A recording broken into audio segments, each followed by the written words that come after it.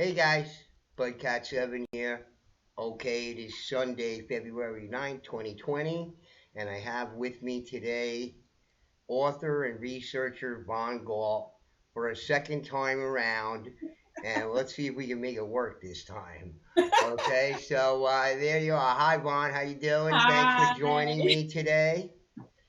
Thank you. Let's try this again and see what we can do here.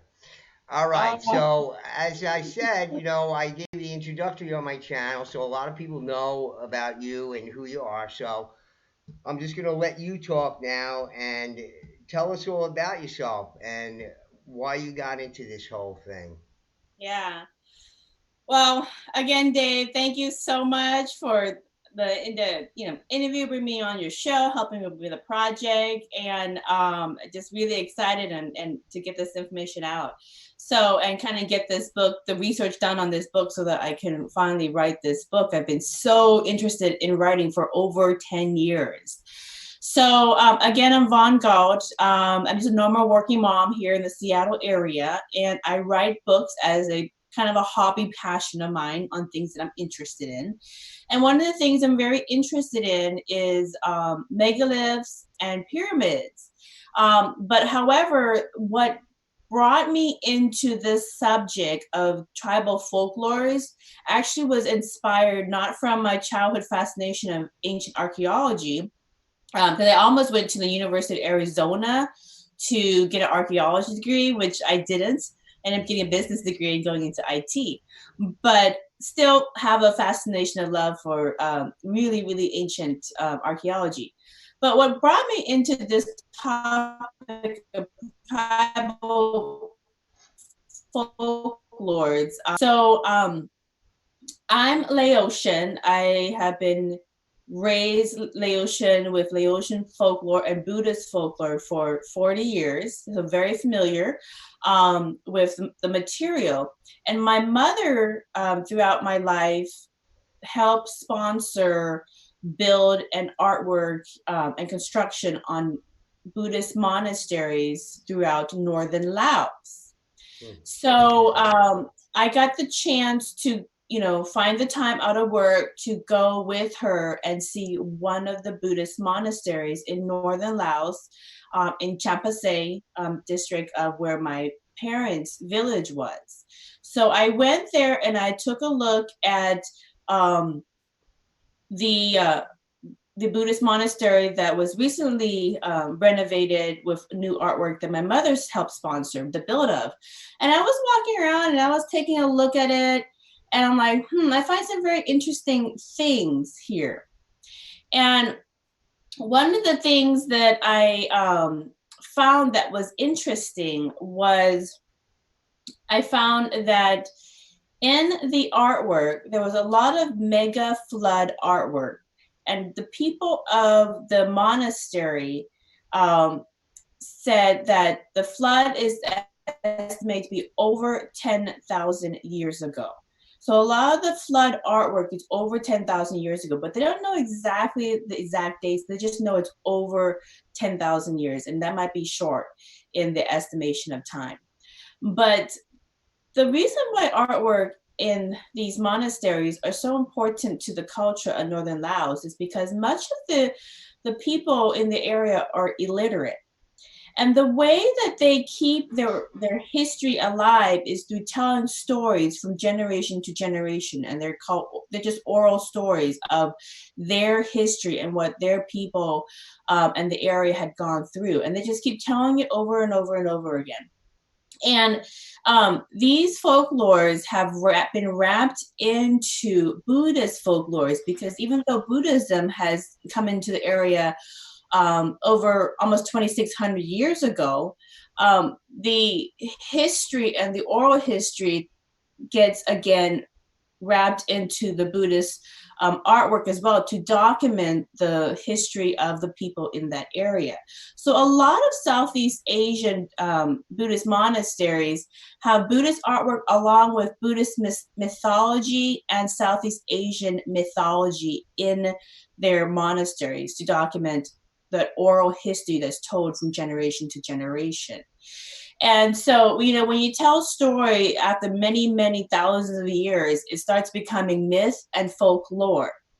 But to the people in the area, that's their history that they've been telling over and over again. So we have to make that distinction that indigenous cultures believe that these oral stories are their history. So by telling them and having the next generation remember them and tell it to the next generation, that's how they keep these stories of their history alive, because the people are illiterate. So that's why it's so important when you go into these monasteries that you see artwork. The minute you step into the monasteries, and you go all over the monasteries, there's artwork everywhere, because that's how they document, is by telling their story through pictures to an illiterate, society. So when I went there, I saw the mega flood artwork, and I was like, oh, that's interesting. And I saw a lot of artwork about ancient technology, levitation technology, flying chariots, all these kind of things, kind of very advanced high-tech artwork, but in kind of a ancient style. And I think I sent you the picture of one of the mega flood artwork in the I Buddhist did. I temple. was just showing it. I was Oh, you just already? showing it. Yeah, you see the deity in the air. He's carrying somebody. It looks like another deity. And there's people in the water getting eaten by alligators and sharks and stuff. It looks pretty horrible. And Yeah. there's a So the boat in the background. Looks like a junk type boat in the mm-hmm. background. So that is a very common depiction of the mega flood, that the folklore that has been wrapped into Buddhist artwork and literature in the area. I see. And basically, how the folklore goes is that way over 10,000 years ago, there was this mega flood that came through, and the flood came through, and the people who survived were the ones who headed to the mountains, such as Tibet, such as the tops of, like Hawaii, the tops of the Polynesian islands, the tops of all these different islands that are now. But according to the Buddhist folklore in these monasteries, the flood came through, and the people who survived headed up to the mountaintops. Also, the people who who had a connection to the other side somehow, they got tipped off to get their possessions and the things that they needed to survive and put it into boats. Right. So many of the people, not just one boat, but many boats. So there are many boats all around Asia and the Pacific Islands, according to the Buddhist folklore, of these people making these huge boats for their families and people that was going to be with them, their seafaring people, with their possessions, because they were expecting this huge flood to come through, because for some reason they had gotten this insight. Everybody else who didn't get this insight for some reason obviously got ravaged by the flood. And so the folklore that is documented, the folklore that's documented in these Buddhist monasteries that go back more than 10,000 years ago are all over Southeast Asia, completely independent of any colonization. I see. Okay, that's the folklore, because I talk about folklore. Right. So I saw that, I'm like, that's very interesting. And so then I go into further into my trip in Laos, and I see the plain of jars. And the plain of jars, if you show those pictures, Dave, the plain of jars are there's hundreds of megalithic jars that are like 15, 20, or even sometimes 30 feet tall megalithic jars. That's hundreds crazy. Scattered in disarray. Some even have lids still on them. Right. Some have lids fallen off, just in disarray all across the valleys of North Laos. Maybe about 15, 20-minute drive from the village that my parents grew up in. Not far from there. Not far. And so, there was maybe an amateur archaeologist who came through and said, because she found a couple of bones in a couple of these jars, she made a blanket statement that these were all funerary jars. Right. And that could be true for a couple of those jars, but there are hundreds of these all across the valley there. Right. And the folklore, according to Laotians, is that this is the remnant of a huge drinking party in northern Laos of giants. At one time, according to folklore, we had existed and lived amongst these giants who would make these megalithic structures, one of which are these jars. And they had a war, and they decided to celebrate winning that war in this area. And this was basically like the remnants of a big Super Bowl party. Yeah, I Okay. was gonna say there's leftover Budweisers from the giant Super Bowl party. Yeah. Yeah. So if you show that, and I think I sent you a couple pictures of different ones of with kids playing on top of one of the lids Yeah. popped open.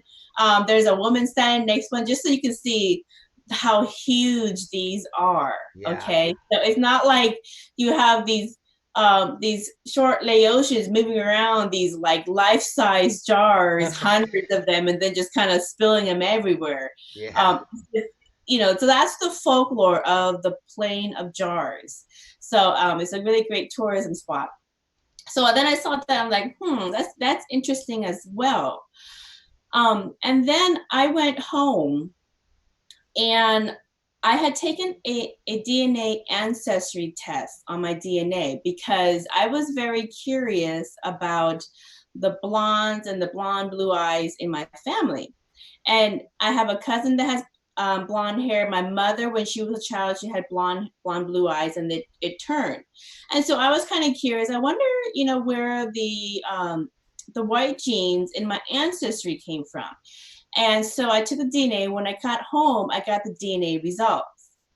And I, like many people, when they get the DNA results, it's not what they thought it was going to be. Right. So, being Laotian and we were French colonized, I thought, well, maybe some of the Caucasian genes come from French, maybe they're Russian, maybe they're Mongolian, some kind of Caucasian. So I always thought that growing up.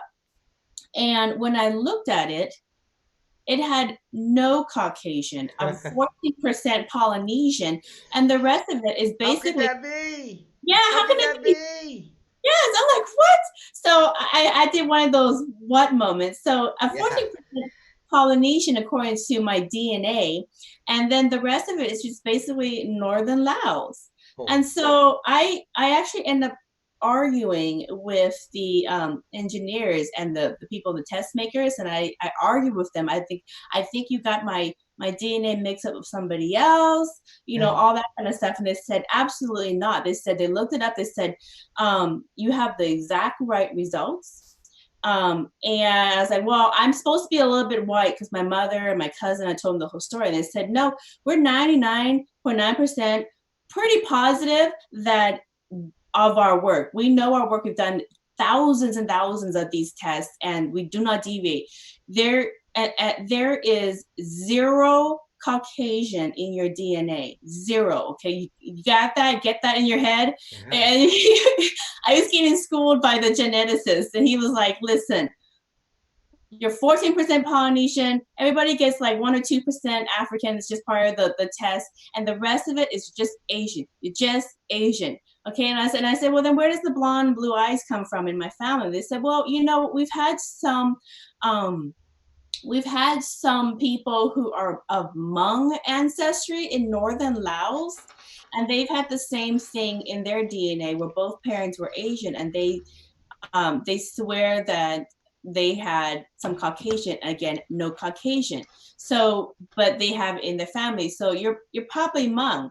So I said, okay, fine. I'm not going to argue with the geneticist anymore. So, so I took the material.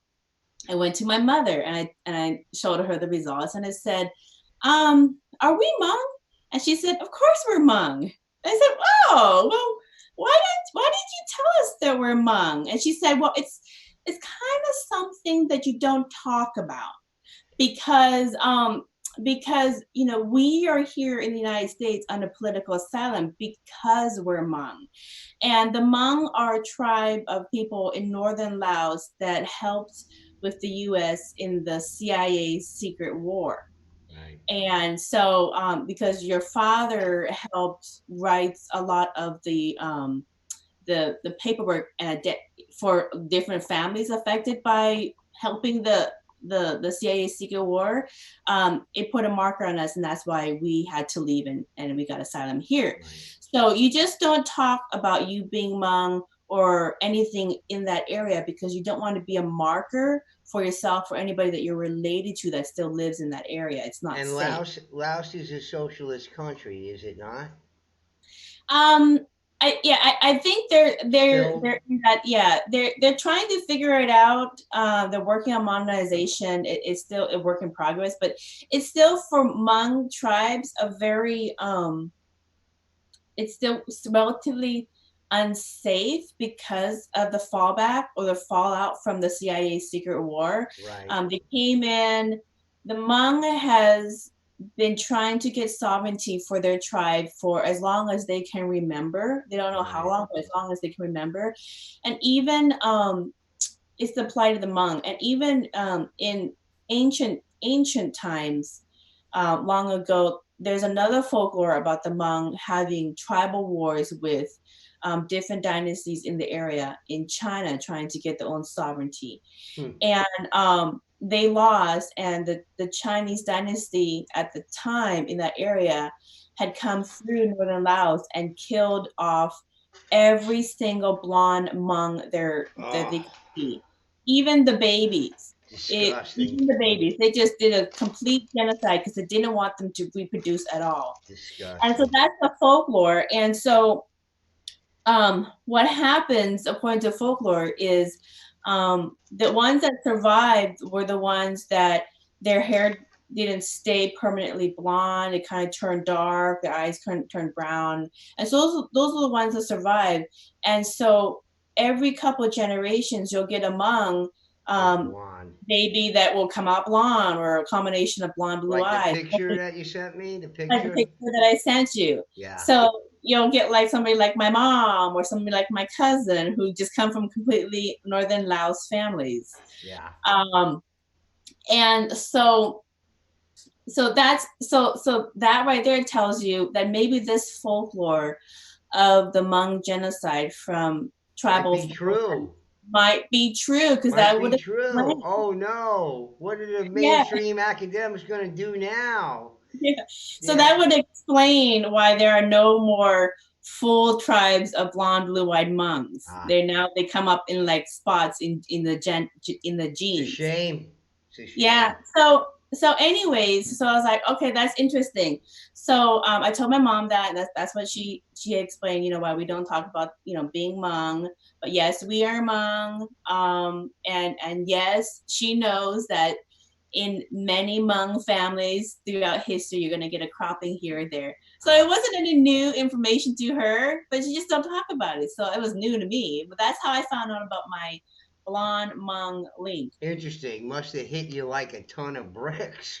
Yeah, I'm not white. I'm not white. I spent my whole life thinking that I was part French or something, and now I found out there's zero Caucasian. I'm as Asian as you can think, as far back as you can see. You I'm as don't Asian. have cravings for croissants and French bread and no, Mm-mm. huh? Yeah, Okay. I do like French food, but there's absolutely no French. So I'm like I'm completely Asian. I'm the Okay. yeah. And So yes, Polynesian. I want to know and where the I want Polynesian. to know where the Polynesian came from in the middle of the jungle there. Right. How you got So Polynesian in you? right. So then I asked my mom, I was like, okay, so that explains, all right, I'm full Asian, we're full Asian, and where the Right. blonde blue eyes come So the from. genetic markers must be so far in the front of your DNA as opposed to the back end of it. So going that far back into your DNA's got to suggest of some other influence of some Right. other kind of people, and then you have the mythology and folklore to go along with it. I Right. think that highly suggests something. I mean, Right. okay, so go on. Right. So, okay, so that's been established where the blonde blue eyes comes from. All right, it's Hmong genes. All right, so then I asked my mother, I said, okay, fine. Where does this 14% Polynesian come from? Because I don't know of any islander in our family. And my mom and her sister said, we don't either. They said everybody, as far back as we know, have all been Laos. Amazing, huh? So we don't know where this 14% Polynesian comes from. The Okay. pyramid builders, the engineers, I don't know. Maybe they came from We don't know. Polynesia. So then the mystery got a little bit more interesting. So then I was like, huh, in, being curious as I am, I'm like, okay, well let's see here. Let's just see here how far this rabbit hole goes. Mm-hmm. So, so I was like, okay, the tribal folklore of um of the blonde Laotians, of the genocide from the tribal times. Okay, that could explain why we all look the way we look now. Many like Asian with some croppings throughout history of some blonde children coming here and there. Right. But let's take a look at the folklore. So I went back through my pictures from Laos and I studied the artwork in the monasteries, my mom's Buddhist temples that she funds. And I studied each one of them. And according to the artwork, which is, again, the oral history of the people of the area and their plight, all the way back through, before Buddhism. So like many spiritual traditions, they wrap the history of the people into the tradition, and so it kind of gets wrapped in. So so there's a lot of folklore about a ancient, large, advanced civilization in the Pacific Island. Okay, that's the folklore. And the folklore is what we would know as Lemuria or Mu. So I'm looking at this artwork and I'm like, okay, so let's just take a look at the Buddhist folklore that's documented in this artwork, and let's start seeing if it really let's start following the leads. So I'm like, okay, so according to the mega flood, which was some way beyond 10,000 years ago, this flood came through. It wipes most of the land masses, and anybody who survived went up to the mountains, all these mountains. So what that would mean is you would have people living up in northern China, northern Laos. You would have people in Tibet. You would have people on the top of islands in the Pacific. And so what I did was I started taking the Buddhist folklore of the mega flood, and I started basically going down the Pacific Islands. I started going down the Pacific Islands, island by island by island by island, just following the folklore. Mm-hmm. And this is what I found so far in my research. So the first thing I found was I went to Tonga, okay, and I just started researching every single island, if they have a pyramid or if they have a megalith. That was my starting point. Do they have a pyramid or a megalith on these islands? Because according to the Buddhist folklore, the people that survived in ancient times live on top of these mountains. And then according to the folklore, after the waters subsided, they went back into the valleys of Asia and back into the areas, and they tried to reestablish their culture. Okay, so that's the folklore. So I started from Tonga and went to Tonga, and I saw that they did have a megalith, and they called it the Ha'amonga Maui Polynesian Stonehenge, which are these megalithic Stonehenge type of structure. But I found that very interesting that they call it the Ha'amonga, and that's short for Hmong. I see. Okay. So, okay, I was like, oh, that's interesting. That's interesting. All right. So short for Hmong. So then I went, and in Tonga as well is they have what they call the Langi pyramid. platform, and it's supposedly near the lost city of Mua, which is short for lost city Moo. of Mu. Okay, so which is still here today. You can go and tour it and look it up. So I'm like, oh, that's interesting. So you have peoples of the Ha'amanga, Hmong, that live close to the lost city of Mua. Mu. Okay, all right, that's interesting. Yeah. So I'm like, okay, I don't make conclusions or anything else until I get all the information and then I present it. So then I looked at it a little bit more.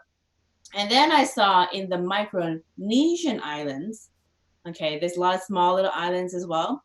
In the Micronesian islands, they have this megalithic structure called the Nan Madol. Okay. Okay, and the Nan Madol has been researched and is a very popular tourist spot in the Micronesian islands. And it's basically these huge megalithic stones that are piled up on a coral.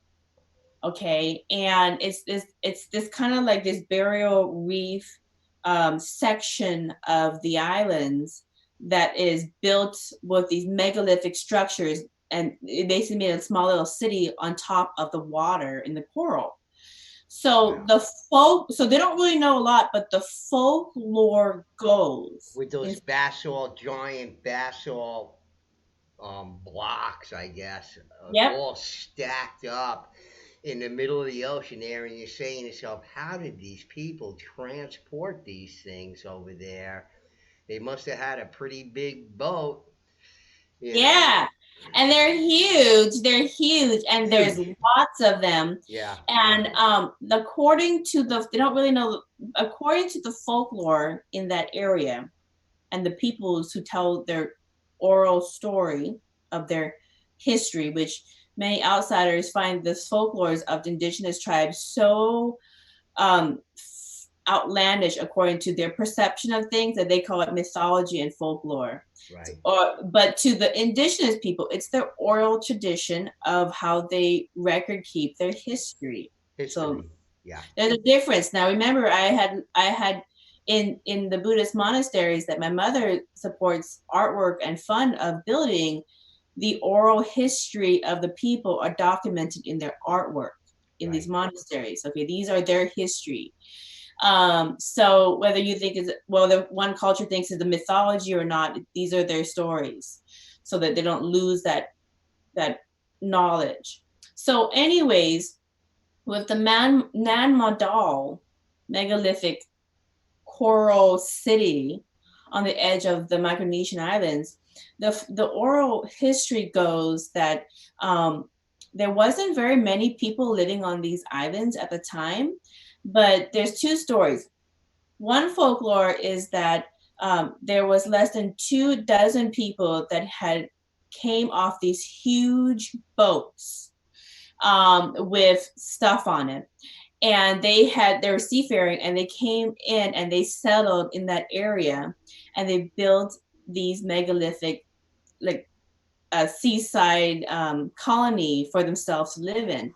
Now, according to the folklore, these people were extremely huge.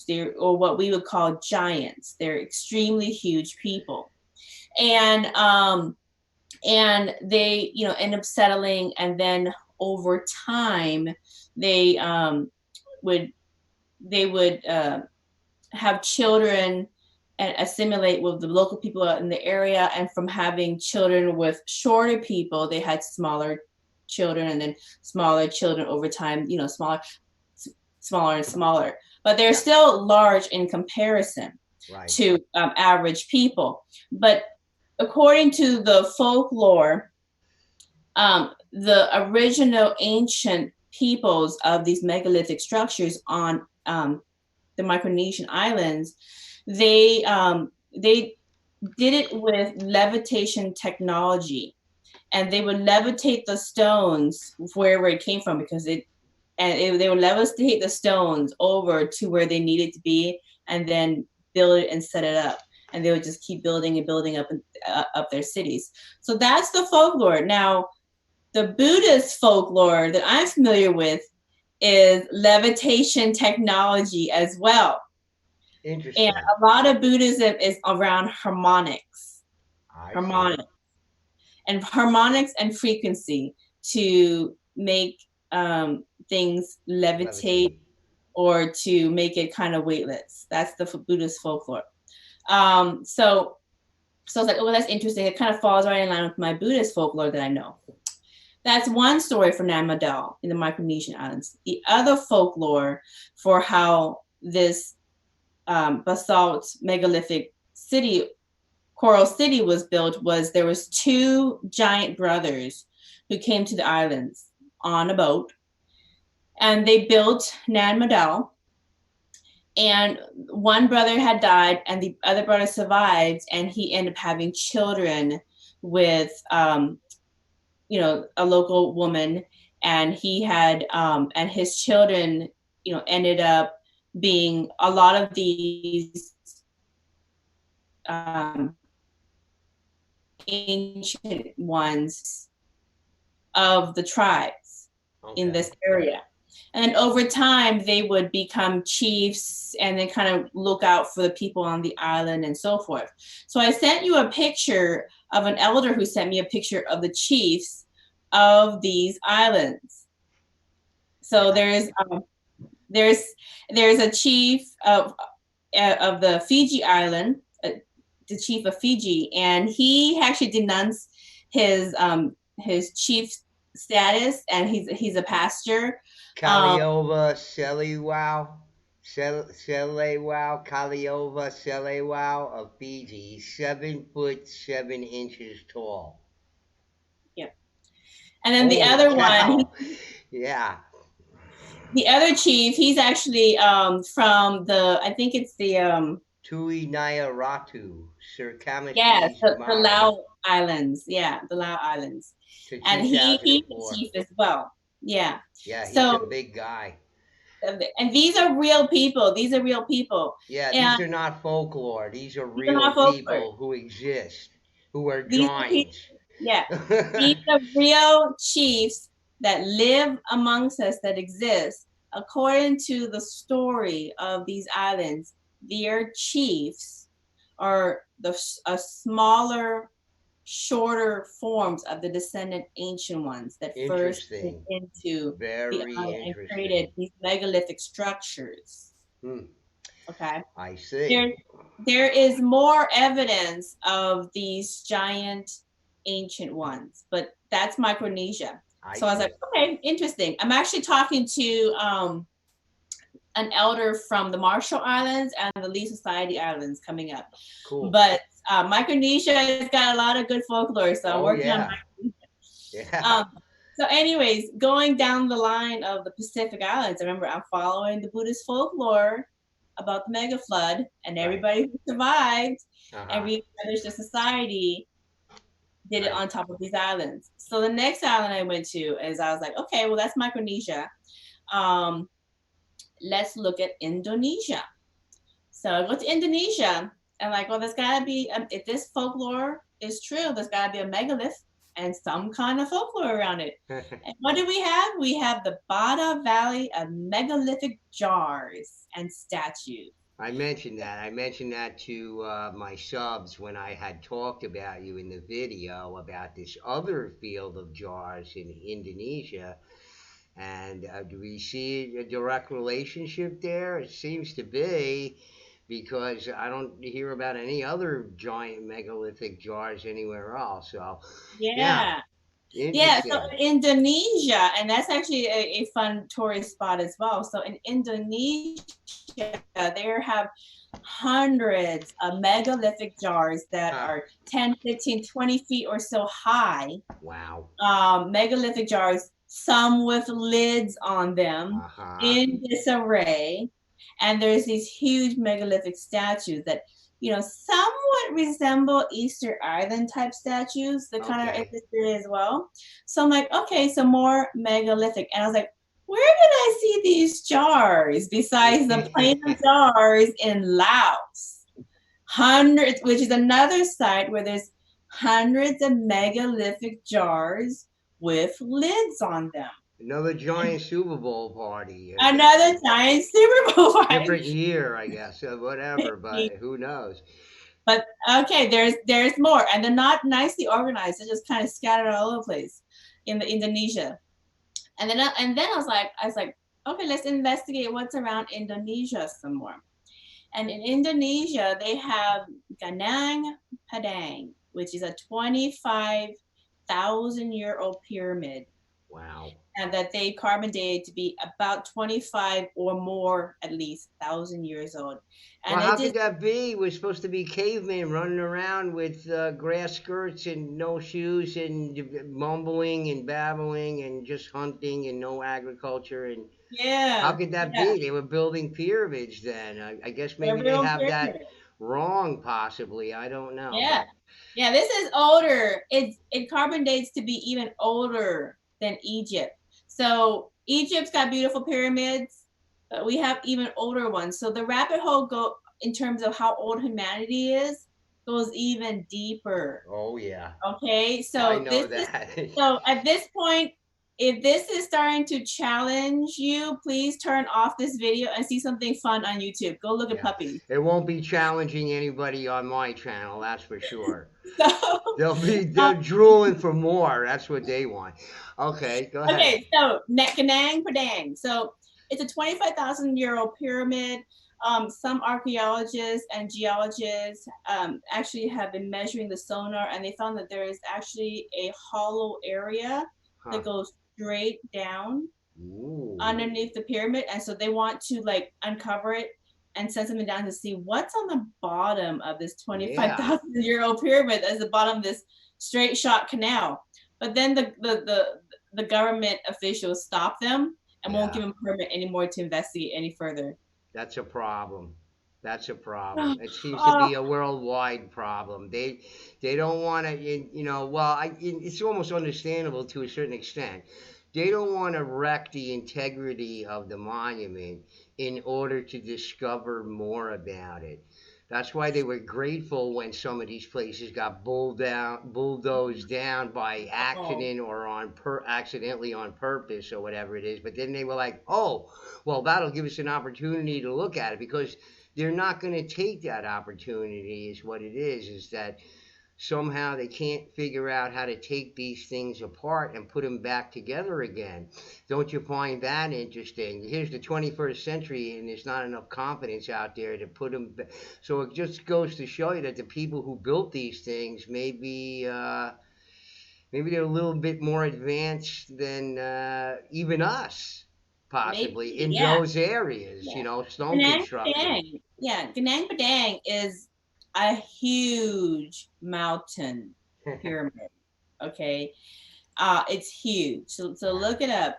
So a 25,000-year-old pyramid on top of Indonesia. All right, Indonesia, check. That follows the folklore. Next island. I'm dotting down the folklore. So Yeah. then I go to the Philippines. If this folklore is true, let's see what's on top of this island. The Philippines has what they call the Chocolate Hills. And Yeah, they I'm look like these, fascinated by that. yeah, they're these huge hills. And they look like little cones all over the place. Uh huh. But they're not little. They're huge hills that are in shape of cones, just random scattered all over the place. So man-made earthen structures that are these pointy cones or whatever it is. Yeah, I'm That's not sure if I sent you a picture of that. no, but Okay. it sounds fascinating because that's not so easy to do. Try building an earthen mound yourself and then going out after the rainstorm to find out that the thing got all washed away. But somehow these things did not. So they Yeah, must it's have not a knew how to regular build them. mountain. It's not a regular mountain. They're cones. Yeah, They're like cones all even over the place. harder, even Yeah, harder to they're construct for cones. to last, indefinitely. So Yeah, and yeah, they're not small hills. They're they're big. big. I got to You have see a to actually picture of them. climb them to Yeah, get I to gotta I you gotta to take a climb look at them. that. That's Yeah, so awesome. the chocolate hills of the Philippines. Huh. And according to the Filipino folklore for how it happened, okay, because right now there's a lot of dirt growing over it and it's kind of been engulfed by nature, but you can still see the huge chocolate hills. So the folklore is that there was a war between two giants in Ah. ancient times, and Oh. they threw rocks. These two guys threw rocks at each other. It was a power struggle over the empire. So they threw these rocks over back and forth at each other between these two giants, and all the rocks piled up and made these cone-like huge hills. Uh-huh. Okay. That's the folklore. Gotcha. And at the end of this war of giants in the Philippines, these two ended up settling their differences, and they went off and had a party. They went off to have a party somewhere to drink and have a party and celebrate their victory, but they Maybe did with not. some big old jars with lids on them that had something in it. I don't know, but Maybe. So they did not clean up their mess. They just left the islands and went to a party. So where have we heard? biodegradable. Where have we Biodegradable. So heard of the Super Bowl of Giants having this big drinking party somewhere? yeah, there you Northern go. They went Laos. to Indonesia and they went to Laos. That's where they They went. went to Laos, and they may have also went to they have also went to the Valley of Megalithic Jars over in Indonesia as Yeah. well, to the nearby island, and partied there. So, you know, it's just kind of funny. So you have a folklore of a war of giants, and then leaving to go and have a And have a party to party. celebrate a Okay, victory sure. in these two different areas. Yeah. And there's evidence through these megalithic jars of hundreds of jars in northern Laos and also in Maybe they Indonesia. had separate parties. Maybe they One had guy some. went to Indonesia and the other guy went to Laos. Yeah, the Right? winner went there and the loser went there. Yeah, there you go. There It you would go. it would be hilarious, but so at least they have some kind of humor. Um, Yeah. yeah. So, anyways, so that's the folklore with the chocolate hills of the Philippines. So I'm like, Cool. oh, that's interesting. Let's see Very. how far down this rabbit hole goes. And so, so then I go, you know, on the on the Philippines. Also, they also have on top of I'm sorry, on top of Easter Island. So on Easter Island, they have the Vinapu megalithic wall. Yes. Familiar Okay. with that. Yeah. Yeah. So everybody is familiar with the Easter Island statues, but they also have these Yes. megalithic walls And that look other megalithic structures there as well, as far as I know. There's right. more than just the wall. There's many other things that you don't often see. You just see the Maui things there, or Malawi figures, or Right. whatever they are. Right. See, they And don't. Yeah. that's See, what they are, focus on. They don't really focus on because I guess once you've seen a megalithic wall, you've seen them all or something like that. But it's not true. I mean, when you come to think about, when you see the size of the blocks there that they used, you have to say to yourself, this is a little bit more than you can possibly imagine because they're perfectly cut and they fit together with each other precisely. mm-hmm. And, Mm-hmm. we don't even have machinery today that can cut the sizes of some of these things without great difficulty. Let alone move. Let Yeah, alone forget move. about moving. Yeah, that's a whole different ball game Yeah. altogether. Let alone move. So Yeah, moving these megalithic wall and equipment across the island yeah. is a big thing. So, anyways, Couldn't have been easy. yeah, Couldn't so have been easy. in Easter Island or on Easter Island, you know, everybody's familiar with the statues on Easter Island, Right. and they have recently started to uncover that there's a whole body for the heads. They all have bodies underneath Right, them. underneath, And right. underneath, so like, oh my god, And they're there's even huge, more, and they're huge. So they're not gigantic. just heads; they made the whole body. Yeah, So as they are digging into the ground, they just uncovered the tip of what's on Easter Island. As they're digging into the ground, they see these. The first one they came across was the Vinapu megalithic walls. And then as they dig it further down, like this just keeps on going. going. And these megalithic walls look a lot like the Machu Picchu walls of Yeah, Peru. yeah, So they're yeah. like intricate, they're like huge and just kind of like perfect. So they're like, whoa. and of course, the people of Easter Island don't know anything about, the ancient ones of Easter Island. They're like the people, so They came later, possibly, maybe they came later. They don't really know. Right. But I was like, oh, that's interesting. Yes. So now you have Easter Island has megaliths, and I am trying to find more folklores of Easter Island. So now we go to Hawaii. So I made it up. Okay. Hawaii. So I go to Hawaii and like I know Hawaii pretty good. I go there quite a bit. So I'm like, is there a pyramid on Hawaii? Because I know Hawaii pretty good. There's a Sure pyramid enough. on Hawaii. What do you expect? I mean, What do you expect? And it's the Waimea Pyramid. Okay, it's a bit of a stretch to go into that part of Hawaii because it's uncharted, but it is there. And it's the Waimea Pyramid. It fits right into the alignment of what a pyramid is, with the mathematical proportions, all that. But there is a folklore, old Hawaiian folklore about the pyramid and the people. And the folklore actually they actually accredit to Lemuria. They said that the ancient Hawaiians were displaced people from a large, advanced, ancient Asian civilization in the Pacific Ocean. And the folklore goes that they were there after the flood. So you have this ancient Lemurian folklore of the ancient Hawaiians, and that matches the folklores of ancient Laotians and Southeast Asians, and the folklores documented in the Buddhist. So it's a common mythology, a common folklore with all of these people that's almost identical in many ways. So that seems kind of funny since these people often have said by anthropologists had no real contact with each other. How could Yeah, they possibly? Well, they knew that they supposedly came from somewhere else or whatever, but their theories are so vague and gray. Where you have the mythologies and the folklore is actually being a bit more specific, yeah, the folklores are very and not specific. something that you would say, oh, that's can't believe that. I mean, it sounds Right. totally credible. So yeah, yeah. Okay, So yeah. So I was like, okay, well, Hawaii's got one. Check. Let's go to the next island.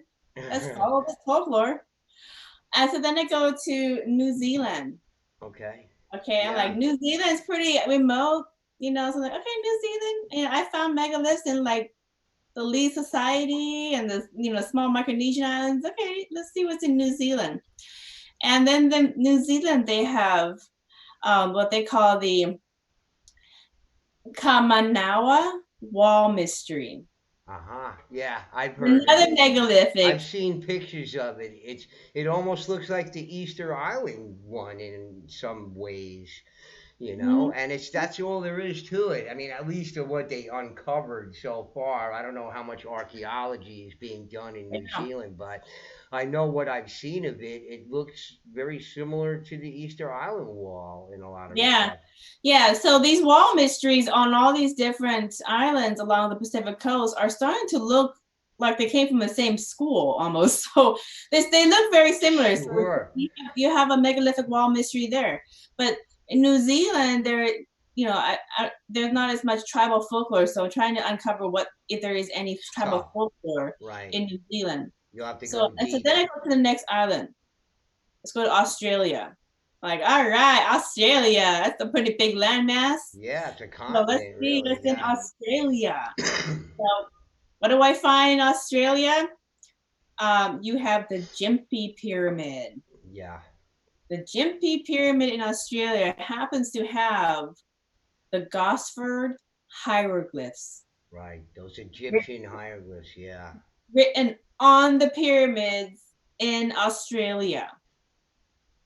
So they don't know the origination of the hieroglyphs on the Gympie Pyramid. They think maybe somebody did that as kind of like as a joke, or at some point somebody put that there or whatever. But how is ancient hieroglyphics on a pyramid in Australia? Yeah. Well, that people know Hieroglyphics, about we it. don't even know how to read hieroglyphics even today. Right. So how did they get there? I mean, they call it a hoax. They say that Call it a somebody did hoax. that. Who would go out there and waste their time carving all those things in there? Would they take a lunch every day over there so they could do the Yeah, whole and nobody saw them doing it or anything? I yeah, don't know. I'm a bit dubious of that. yeah. And I'm starting to think that maybe there's some connection there, but we always want to think the flow is one way. So, let's say people say, oh, well, there's Egyptian hieroglyphics there. Well, that means that the Egyptians went there. Why does it necessarily have to be that? And for everyone's information, by the way, this is my own research, okay? There was a major, major cataclysm and catastrophe in Australia, just Australia, some 30 to 40,000 years ago, separate and apart from many other cataclysms. So, a major cataclysm or catastrophe happened to Australia some 40,000 years ago, 30, 40,000 years ago, they believe. And this could have eliminated the majority of constructions on the surface there of the Mhm. island, could have eliminated a lot of that. And of course, at being the sea level being lower, that many of the constructions could have been along the shoreline too. Yep. So we don't know, but there was a major cataclysm there, some 30. That's fairly recent in cataclysmic, dating goes. Right. And then we had a later one in North America. Of course, the horse and the camel originally come from North America, where strangely they became extinct there, but they left North America to populate the rest of the world. That's the origination point of the horse and the camel, is Hmm. North America. Yeah, I think as we start doing more investigations into our mysterious past, we're going to start. There's going to be a need for a lot of different disciplines to start collaborating, like It's more geology. multidisciplinary, Yeah, yeah, not just definitely. archaeologists. You're talking anthropologists. You're talking historians. You're talking Artists, architects, artists. Yeah, people architects, who can make sense of things that other people can't. Especially, marine biologists. You're talking sure, a lot of genetics, technology. or everything has to come into Uh, play. And everything is being employed now, but the problem with contemporary satellite archaeology imagery. and anthropology is that they have a preconceived notion of what went on in the past. So if you have a preconceived notion, you're not looking for new evidence that contradicts that. What you're trying to do is make the evidence that you find fit into that preconceived notion. And that's one of the problems in archaeology and anthropology today, because if anybody steps out of their boundary, let's say, that they were allotted by their Mhm. deans and everybody else, they're treading on dangerous water, because they'll be At the end quick of to their be career. Yeah. ridiculed and put down. Their their reports that they wish to have peer reviewed won't be peer reviewed, all of these sorts of things. So that's Yeah. the problem with contemporary archaeology today. They have a preconceived notion of what the past is. Therefore, everything they find has to fit within that framework. Otherwise, they can't figure it out. It doesn't make sense or whatever. They just sort of leave it alone. Right. And Right. that's turning around now. As younger generation comes up and gets educated, and they've been exposed to all these things. They've been exposed to research like mine, like yours, other people who came before us, etc. They're starting to question the whole validity of the old arguments in archaeology, which was often a lot of their premises are already 100 years old, 150 years old. It hasn't changed in all that time. So Yeah. Right. it's Right. A starting lot to of crack, I think, a little bit. But I mean, we're instrumental, I think. People like you and me are instrumental in sort of helping, you know, um, dispel people's preconceived notions about what the past may be. And certainly these stories and the research and the things that you're uncovering about all of these islands in the Pacific and mainland Asia, etc., are totally challenging all of these old ideas. And, I think it's time to get rid of them. Even the Smithsonian is revising their ideas. It's a period of change. We're going to go through some changes, Right. but I think it's going to be rough. It's not going to be without And I have to spasms. unlearn. It's going to And be a rather spasmodic yeah. change, if I want to characterize it as Right. anything. So, but it's beginning to crack because more people are writing books about it, and these kind of ideas, new ideas, are coming to the forefront with people. So Yeah. you're going to definitely be instrumental in this. So were there So any other? so So you found the top you're of talking it. about Australia and the Egyptian pyramid that happens to be there for some strange reason. What else does Australia have? Anything So else? Australia is interesting, and the thing is, the Aboriginals of Australia. I have yet to speak to one, but I really want to speak to some Aboriginals to get their folklore Right. around the areas, because the different Aboriginals may not speak, different tribes may not speak to each other because it's such a large landmass. So I Sure. want to speak to an elder who live close around the Gympie Pyramid. Right. Okay.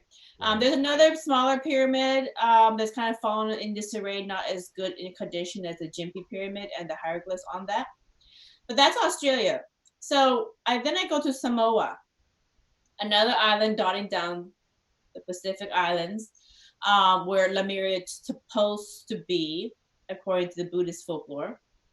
So I go to Samoa, Right. and Samoa's not that big. So I'm like, oh, let's see what we find. And of course, there's something there too. There's a pyramid in Samoa, and the Samoa pyramid is called the Hulemele Mound Star Pyramid. Right. Hulemele Mound. And it's a small pyramid, but there's one there, and there isn't a lot of information and research done on that pyramid, like there is not a lot of research and information done on many of these megaliths and pyramids on top of mountains along the Pacific Islands.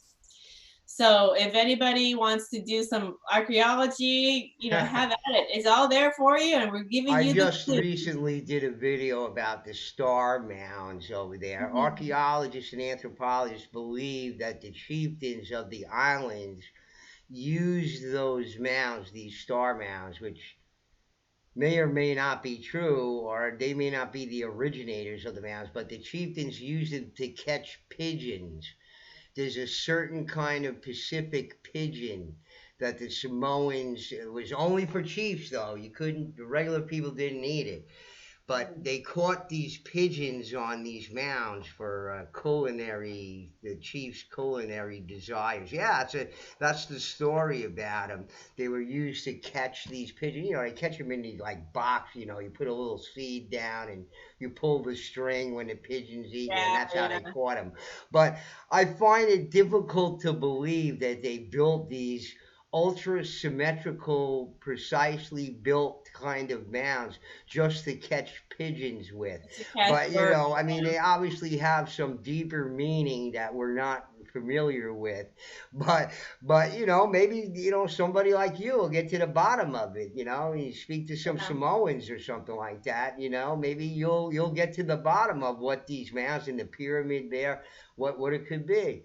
So what else do they got in Yeah. Samoa? Just those Yeah, we will mounds, the see. star Yeah. mounds and the star So just pyramid. just just the Star Pyramid in Samoa. So then, and again, the Samoa chiefs, especially the older Samoa chiefs, are very tall. Tall.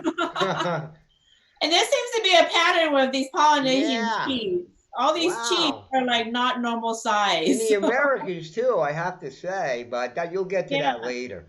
yeah. According Okay. to the folklore, all these chiefs are descendants of giants, so that settle into the area. That's the Of course folklore. they And are. Of you course they dot are. island by island, they all start looking the same. Yeah. Uh, I think some are quite handsome, but that's my personal perspective. Yeah, that they look Anyway, pretty handsome to me. They look pretty handsome, like pretty handsome yeah, guys to me. They yeah, weren't good like, looking guys. Yeah. So, anyways, easy on the eyes. Yeah, like Aquaman. Yeah, right. The movie All Aquaman. muscular and everything. They look Yeah, like you they're in can watch great that movie shape. for, I'm jealous. I'm not yeah, tall and I'm really. not muscular. Okay, Anyways, so enough on these chiefs and their good DNA. Next island. So I went to Papua New Guinea. Papua New Guinea, small island in the Pacific, not much going on. Let's see what they have. And of course, they have pyramid points. Pyramid points. of course. Of course, Papua New Guinea, very tribal island, and they have pyramid points. And they don't know very much about pyramid point as well. So that's still very there's a lot of mystery around that as well. And remember, according to the folklores that I've come across so far with these Pacific islands, they so much time has gone by that, you know, Millennia.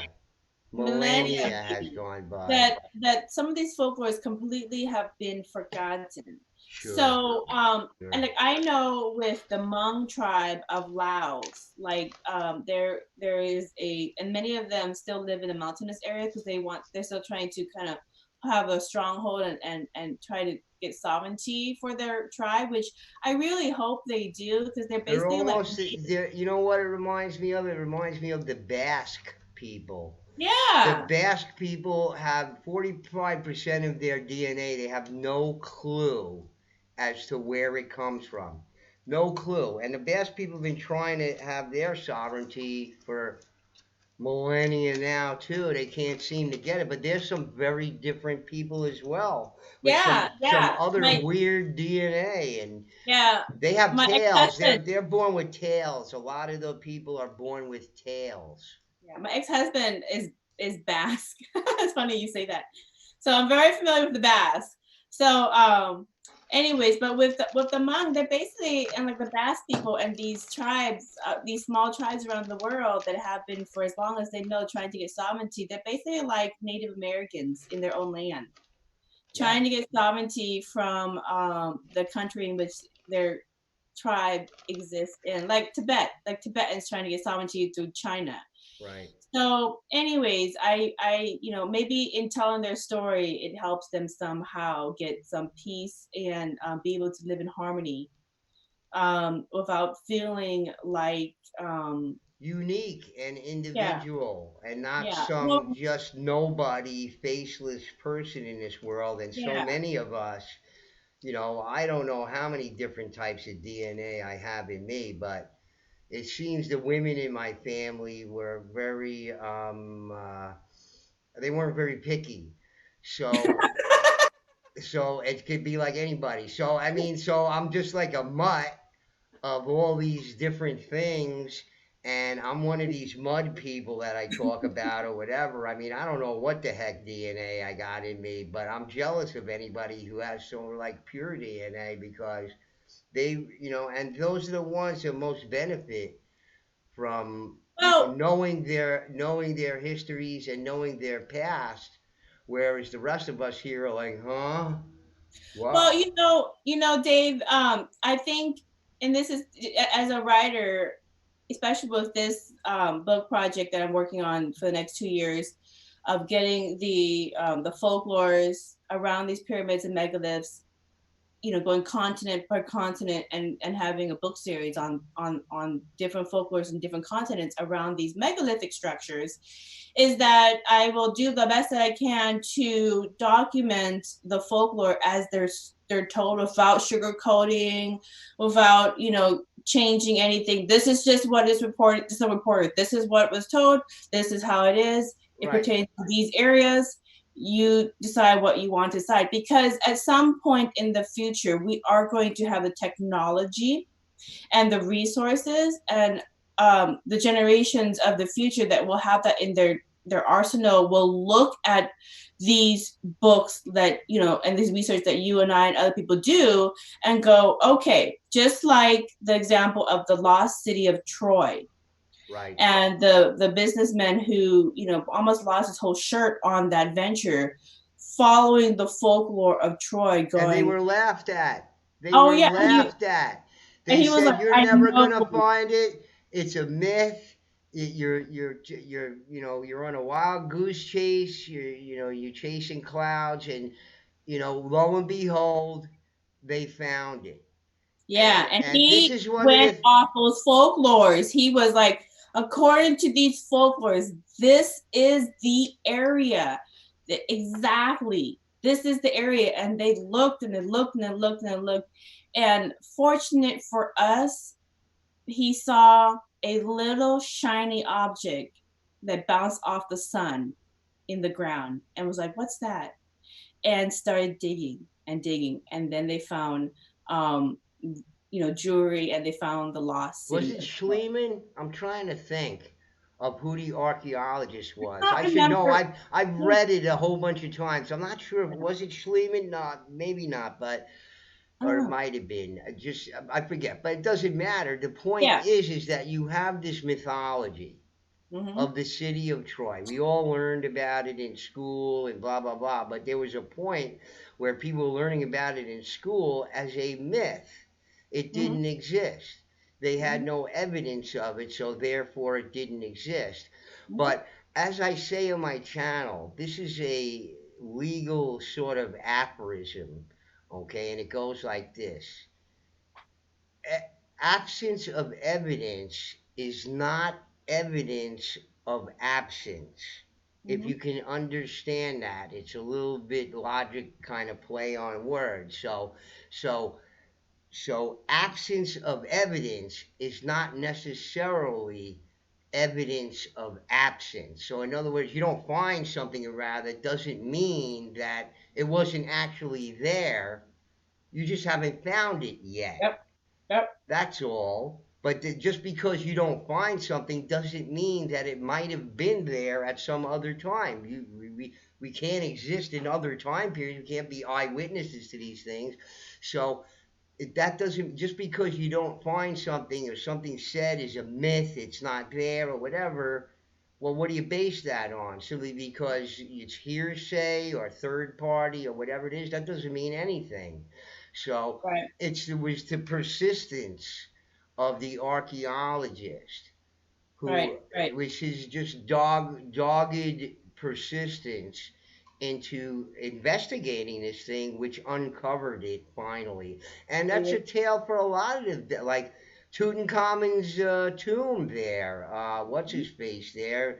Refused to give up, and he was having a hard time about it. Carter, like Howard Carter, and his financier almost gave up on him. I mean, he ended up in dying in like unrecognized and in poverty. But he was the guy whose dogged persistence found Tutankhamun's Yep. tomb.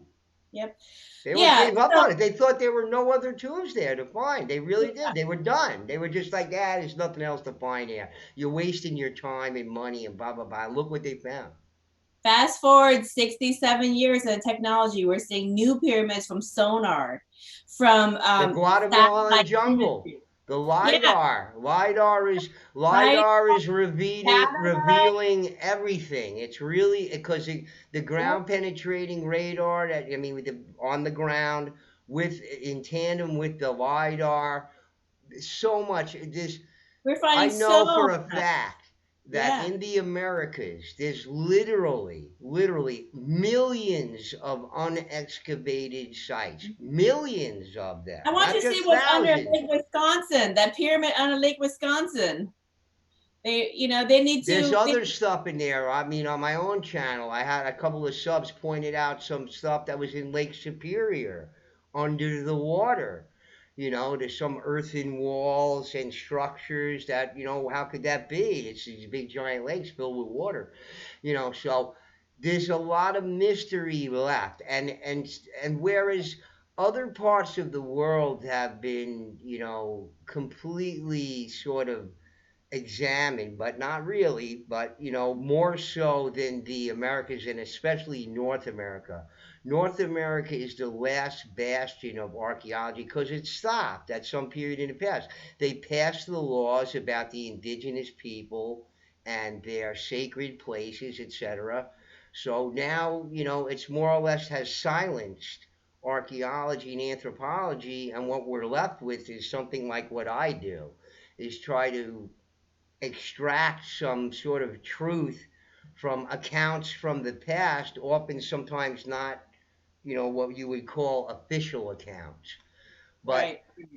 like the mythologies and folklore, they're not official, other than the fact that they're official mythologies and folklores. But that they're not either. But what does that mean? Does it mean that they're not completely not true? And as they know, there's a bit of fact in every fiction, Right. anyway. Right. So, Yes, what are definitely. those facts? That's the Right. thing. So, hopefully, your research is going to enlighten us to the whole Asian part of this Big puzzle. puzzle. Well, you know what? It's You funny have that other you people say that. like me focusing on the Americas, and people focusing on Egypt, and people focusing on the Middle East, and people focusing on Africa and India and blah blah blah. And you're, I mean, probably a few, among a few people who are going to put this whole thing together. And I don't think anybody else has, not that I can Well, recall. I'm 40, so I expect to live until at least my 100. Well, God, And, knock wood, so, or you know, beyond, or beyond. Maybe you'll so I'm, download your consciousness or something like oh that. We God, all will, no, yeah, look at me, the into a AI. robot. Hey, I will probably be the bug that if my consciousness was uploaded, I might You be the know bug what? that I think stops our the consciousnesses computer. are downloaded anyway into the Maybe. into the morphic field for the Oh, human that's true. The race. universe of one mind. So, Yeah. anyways, one last island on my initial Go research. ahead. I can't wait to hear it. So, last island, Japan. Yeah. Japan. We think of Japan as this very modern civilization, in Asia. So what do they have? Would they have anything ancient megalithic pyramids? Would they? And they do. It wasn't until maybe about 10 or so, not I mean, pretty recent. Yanaguni. A diver like off the coast of Japan, not far off the coast.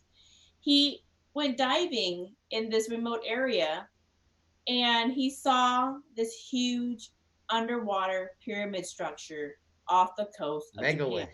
They call it the Giant Yona, megalith. Yonaguna pyramid. Yeah. Yeah, it's an underwater Yonaguna underwater pyramid, and it's huge. It just looks so surreal how megalithic these these boulders are that created this pyramid underwater. They just keep going and going. It's like this is huge. It's bigger than anything that they've seen in terms of megalithic building equipment to build this pyramid. It's all underwater, and so people would dive there for tourism if they want to. Um, and then in this area as well, on the mountaintops of Japan, are megaliths surrounding the area as well. It's kind of remnants of megalithic structures, remnants of Yeah. megalithic Yeah. artwork. So I was like, oh, megalithic artwork. When I was in northern Laos, looking at, because I went to a couple of ancient temples, and one of the ancient temples was a mini replica of Angkor Wat, and it kind of faces towards Angkor Wat in Yeah. Cambodia. So when you walk up to the very top of it, um, you go into this mountain, and there's a Buddha statue on top of the mountain. But I didn't send you a picture of this, but in the top of the mountain there, this Buddha statue, but then you have this huge, kind of like a square megalithic stone on top of this mountain, and probably the person that was meditating there, the Buddha that it was meditating there, had used that. And then there's more kind of like square granite, and then the other thing is, in this mountaintop there's like this perfect cutout right into the mountaintop, and it's hard stone, just perfect cutout. But on the way up to it, there are these megalithic animal carvings on Effigies. huge Yeah. granite. Like they're animal carvings of snake, or of an elephant. Yeah. But they're megalith. They're like these huge megalithic granite, nice, perfectly structured carvings. Wow. And we have similar carvings in the megaliths surrounding the underwater pyramid in Japan. Amazing. Yeah, I So know. I've seen some of them, and yeah. they've done a lot of work on that Yanaguni. And just to mention too, they also have in Japan. You were gonna, I know you're gonna mention Estelle, the big, huge megalithic rock cutting, just interesting, weird, um, megalithic cut block and carved block. It Mhm. just, but they also have at the Emperor's Palace there. They have megalithic polygonal stone wall there, Mhm. which is just like the ones at Machu Picchu and around Peru, Yeah. very similar. And you have the Ainu people, who were the original people in Japan before the Japanese got there. Mhm. There's still some Ainu people left there. And the Ainu people also had a lot of Caucasian characteristics Yeah. in their phenotype, in their morphology. So they're I a would like very to do a DNA strange people. test. But they're I don't know if they could get pure Anu DNA now, but there's still some Anu people left there, and they still retain some of their stories, I believe, too. Right. So hopefully I can talk to some of them, and maybe one of them will do a DNA test and see, where That would be their fantastic. blonde or red hair. Yeah, they Um, had like blonde and white hair, and I mean, it just and they don't look anything like the Japanese. They look totally different. And yeah, yeah. The thing also with the like I know with the Hmong tribe in northern Laos, like the Hmong tribe, there was a tribal leader. He recall in his lifetime when he was younger, there was maybe 13,000 people in his tribe, and now there's maybe less than 2,000 because most of them died off from just regular disease. mm, And as we modernize and get people travel around, they spread like smallpox did to Native Americans. yeah, You infect each other, and then you have to kind of adjust to each other's germs. So unfortunately, um, you know, and even with the disease, the natural disease that kill off many of these indigenous tribes that are new to these foreign diseases, that they're not yeah, used to these foreign germs yet. mm-hmm, Even with that, they struggle to survive in modernization as well. right, So there's an interesting thing happening with many of these tribes around the world. And I send a lot of love to these tribes. And if anything, writing their stories down maybe at some point will help keep them alive in our canon, in our yes, history. And at some point in the future, as technology becomes much more advanced, maybe the generations of the future will look into these folklores, just like I and you have, and found. I mean, I just took a basic Buddhist folklore about the mega flood and just started going down the islands along the Pacific. What are the chances that I'm going to find a pyramid and megalith and ancient folklores around these areas on each one of the islands that I go to? I mean, I've had like so far 100% you're right. Which accuracy. is, defies Blind anything that look. challenges it. I mean, it's Yeah. so clear as I, day. I was thinking maybe I'm gonna find two or three. Every island I've gone to, Yeah, it's kind of like, how far down does this rabbit hole go? And I'm like, is this Buddhist folklore really a folklore? no, Because I'm having 100% accuracy in finding something in every island, no matter how big or how small in the Pacific. and it's worldwide. It isn't Yeah. only Asia; it's worldwide. There's the past as we know it is a fantasy story, Mhm. complete fantasy Go story. beyond 5,000 years, people. Go beyond 5,000 I years. don't even think beyond 200 years it's correct. Yeah. But, it's we don't know what the real story of the past was with these giant hominids wandering around the world with all different kinds of skull types, elongated skulls, skulls with horns, vaulted craniums, just a story of the past that more resembles J.R.R. Tolkien's trilogy and Hobbit than Yeah. really resembles. And there's a lot of people who have said, Tolkien drew upon the mythologies. That's where he got all the characters for his stories, and his stories were all stories from folklore and mythology.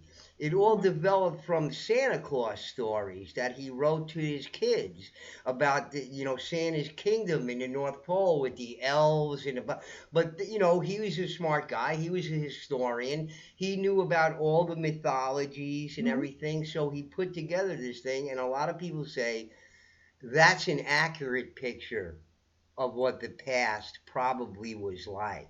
Yeah, we just until we learn more. And I don't know, in your lifetime or my lifetime, we're going to have the technology to really explore this mythology as far back as we can go, because we don't even know that much about the ocean. We don't even go We that deep don't. into the ocean because we don't have the technology to go that deep. But just going below sea level, to maybe 10,000 years back, we already see pyramids underwater. Now, I Yeah. actually sent you a picture. This is the last picture I sent you, of the Palouse Fall. Okay. Yes. And this is geological. I actually went and saw it myself. Yeah. All right. And this is a national park in Washington. It's called Palouse Falls Park. And it's scientific facts. And this is the evidence. And Dave's putting it up on the screen. But basically, there's me I see it. sitting on top of the Palouse Falls, and that's where the crater, kind of the water came through. But it's one of the major evidence of an ice age flood about 13,000 years ago, according to the geology reports. But the canyon there that looks a lot like Grand Canyon is actually the rest of Palouse Falls. I So, see. according to the Ice Age geology reports, um, something happened that melted all the ice, and this huge flood came through and just carved out these canyons, and then flushed through, and then just made this circle at the very end, and ended up at Palouse Falls, of making that nice little round amphitheater circle there. And that's what the evidence in the geology. I mean, it's just literally just like cut right down the mountain and just carved it out and washed it back out. Now, the bottom image of that is called the Scablands, and the only way to see the Scablands, because I went and did a river tour of the Scablands, and so you can't Uh-huh. really see it because it looks like cliffs and hilltops, and you can kind of see a little bit, but you can't really see the full pictures It unless you looks see the surreal. alone. It looks like the moon surface or something like that. It's a real picture of Eastern Washington, and the color Scablands, and basically it's an aerial shot, and you can see how big it is because That's those little huge. landmarkers are farms, Farms. and those are Yeah. huge farmland patches, and there's multiple patches. Those are huge. They're like multiple city-wide Yeah. patches. And if you look at the aerial, they call it the Scablands because it looks like a water came through and just receded down Yeah. to the Columbia River. Hmm. That is not a small picture. No, it looks Like huge. that is huge. Okay, if Huge you ever gone to area. a farm, you ever gone to the largest farm. Okay, each one of those patches is a large farm. Yeah. That's I can huge. It's like see it's a multiple small cities. giant area. It's a really giant area. I didn't know anything about it. And my relatives, as I told you, are all from Bremerton over there. They don't know anything about that stuff. They don't know Yeah, they don't much anything anyway.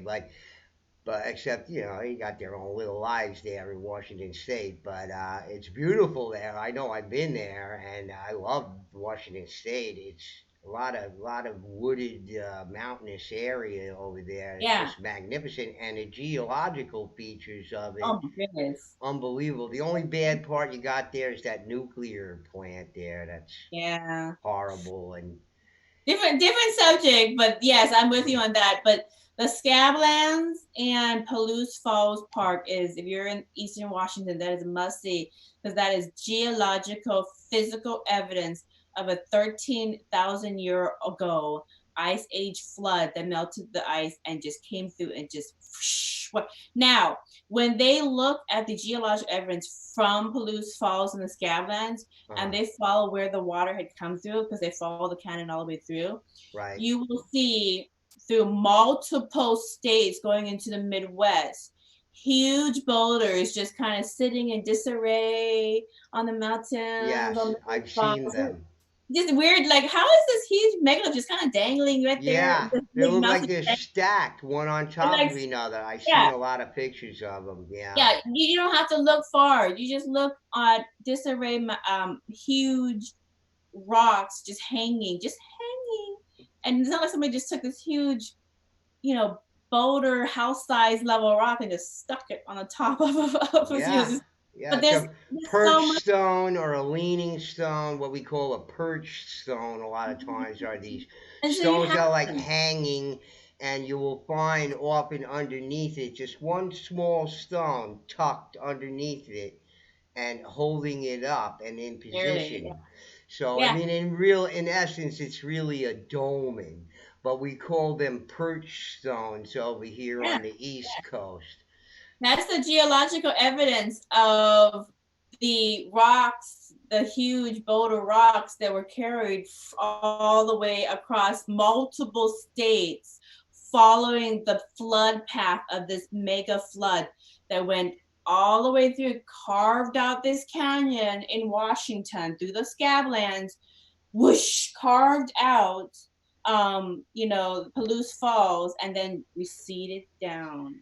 And when My you think about a multiple state flood about 13,000 years ago, yeah, in a lot of the folklores that I've come across, like the Laos folklores about the Mega, the Buddhist folklores about over 10,000 years ago, a lot of the Micronesian folklores about floods were over 12,000 years ago. This falls right in line. yeah, That it that would does. be the type of flood that would take down Lemuria and many of the advanced civilizations Do of you the know of who Randall Carlson is? You know I Randall yeah, Carlson? yeah, I did. I actually came across some of his stuff when Yeah, I was looking at Palouse he Falls. I'm talks like, about the cataclysms, and there's been many, many, yes. and many in North America as well that affected the indigenous peoples in these cultures. Even Cahokia, for instance, they were Hmm. wiped out by some sort of catastrophe. And whoever the people were there that rebuilt Monk's Mound, they repaired it. It was damaged, but the repair didn't take, and it sagged. It was a bad repair Hmm. because they weren't the people who built it. They didn't have the Somebody technology. else built it, and who knew how to build earthen pyramids, and they just like dumped a whole bunch of earth on there and crossed their fingers, but it was no good. But and the Yeah. reason why is because they didn't know how to build it. Nobody knows. That's research from my channel. Everybody else just think, oh yeah, whoever Cahokia, yeah, they built the pyramid. No, somebody else built them, and then the people who inhabited that area that we're familiar with from mainstream academia's babblings, whatever they are, those are the people who occupied it after. And they didn't Yep. know anything about how it was built, how to build it, or any of those things. They may have kept some social traditions from the giant or large hominid cultures that were there from the past. They may have kept some of the social things from there, but they didn't keep any of the construction, engineering. They kept the astronomical information, I believe. They kept Hmm. some maybe of the mythology, but they didn't keep any of their engineering or construction practices, or even some of the other practices that they were engaged in that were very advanced. Canal building, for instance, and all sorts of hydrology, etching, um, metals, the smelting and pouring of metals. I mean, all of this stuff was done by those cultures. And later on, the Native Americans didn't do any of that stuff. Yep, yep. So true, so true. That is exactly what I'm finding in my research. As I keep going down this rabbit hole, I'm seeing some very familiar patterns of a society, an ancient society that had normal people, that had giants. I'm seeing even the Buddhist folklores of megalithic technology done by sound.